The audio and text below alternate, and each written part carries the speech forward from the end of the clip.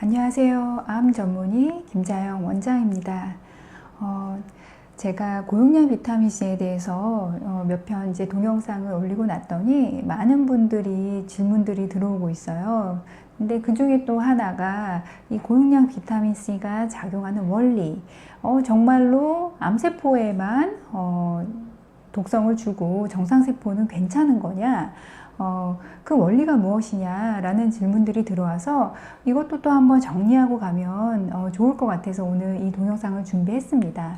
오늘도 마찬가지로 제가 계속해서 소개했던 논문, 2017년도에 캔서셀에 발표된 논문지를 중심으로 이 고용량 비타민C가 작용하는 원리, 항암작용의 원리에 대해서 설명을 할 거고요. 이 논문에만 나온 내용이 아니라 이 저자들이 계속해서 실어온 그 논문 내용들과 함께 해서 제가 이 고용량 비타민C에 대한 원리에 대해서 오늘 좀 설명을 드리겠습니다. 이 고용량 비타민C에 대해서 이 오묘한 작용에 대해서 알려면 무엇을 알아야 되냐면 고용량 비타민C가요, 우리 몸에 들어오면 산화와 환원작용을 왔다 갔다 한다는 겁니다.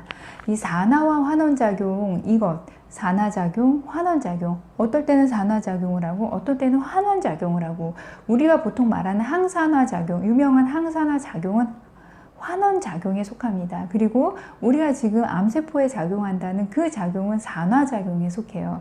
이걸 왔다 갔다 하는 거고, 어느 한 가지 방향으로만 작용하는 게 아닌 게 이 비타민 C입니다. 그것의 비밀이 바로 이 항암작용이고요.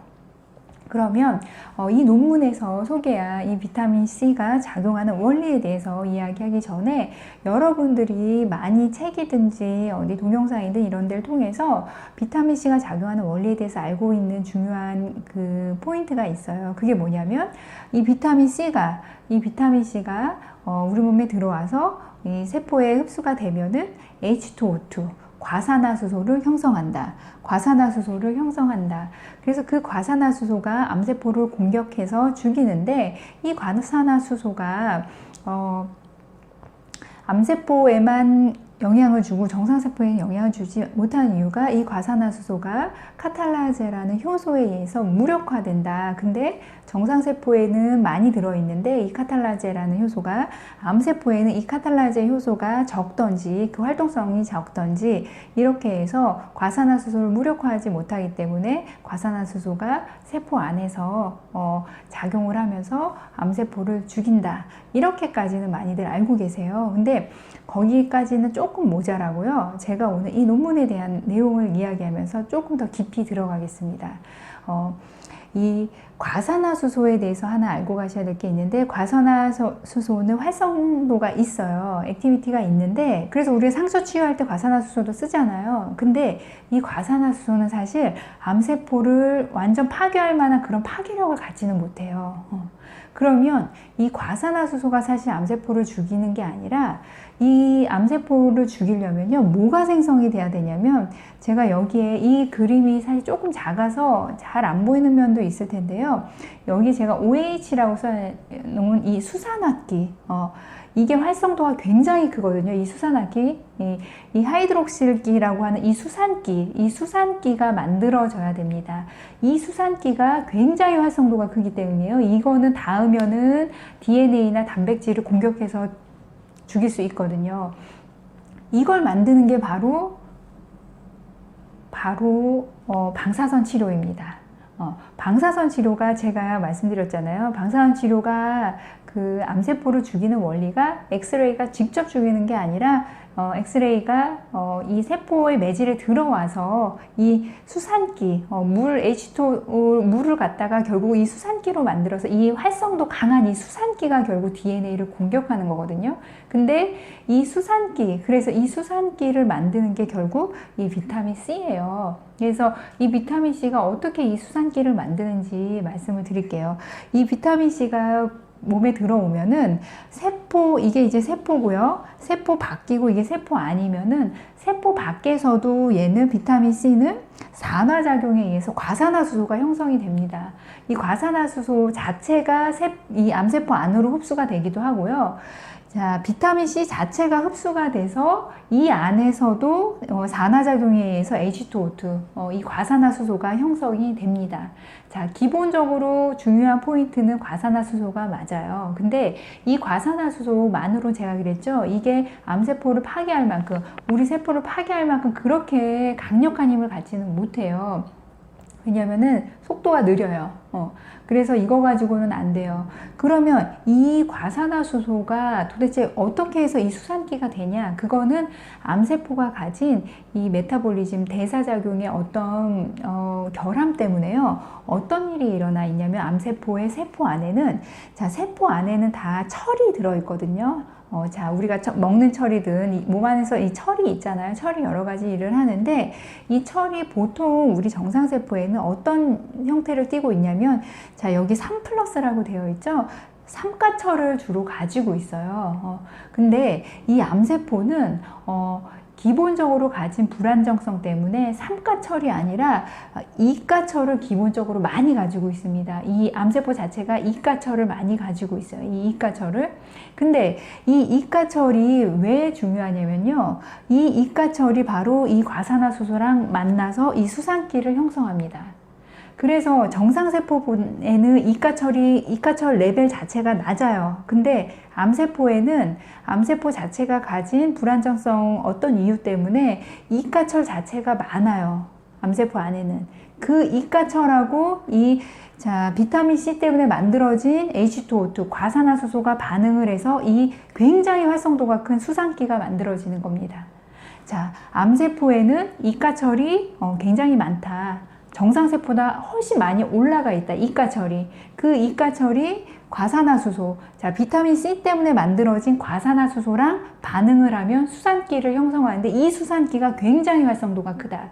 근데 여기서 중요한 포인트가 뭐냐면요. 이 이가철이요. 세포 안에 있는 이가철이 그냥 혼자 둥둥 떠다니는 게 아니에요. 이 이가철은 다른 분자를 잡고 있어요, 항상. 누구랑 잡고 있냐면, 자, 세포 안에 있는 단백질이라든지 아니면은, 자, 세포 여기 핵이 있잖아요.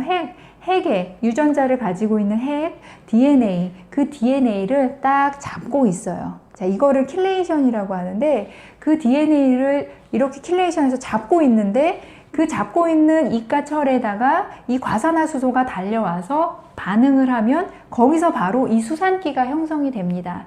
그러니까 DNA 바로 옆에서 수산기가 형성이 되니까 이 수산기가 바로 DNA를 공격해서 죽일 수 있는 거예요. 그러면 자, 역으로 생각하면 방사선 치료가 제가 그랬잖아요. 이 수산기를 형성해서 암세포 DNA를 계속 공격하는 거라고. 그러면 방사선 치료가 들어올 때 같이 수산기를 더 생성해 주니까, 그래서 이 고용량 비타민C가 방사선 치료할 때 같이 넣어주면은 효과가 증대되는 원리입니다. 자, 다시 한번 정리를 할게요. 고용량 비타민C가 왜 암세포를 죽이는 거죠? 암세포를 죽이려면 어떤 이 암세포 내에 들어와서 굉장히 활성도가 큰 무언가가 만들어져야 되거든요. 그 무언가가 1차적으로 만들어지는 게 과산화수소인데, 그게 비타민C가 산화가 되면서 만들어지는 게 과산화수소예요. 과산화수소가 다량 만들어지고, 그러니까 고용량이 들어와야 되는 거죠. 고용량이어야지 다량 만들어지죠. 다량 만들어진 게 세포 내로 들어올 수도 있고, 비타민C 자체가 흡수돼서 이 안에서 과산화수소가 만들어지기도 하는 겁니다. 근데 여기서 끝이 아니에요. 정상세포에서도 과산화수소는 만들어지는데, 이 과산화수소가 정상세포에서는 빨리 무력화돼 버리죠. 카탈라제라는 효소에 의해서. 근데 이 암세포는 카탈라제라는 효소 자체에 액티비티가 적던지 아니면 양 자체가 적어서 이 과산화수소를 빨리 무력화시키질 못해요.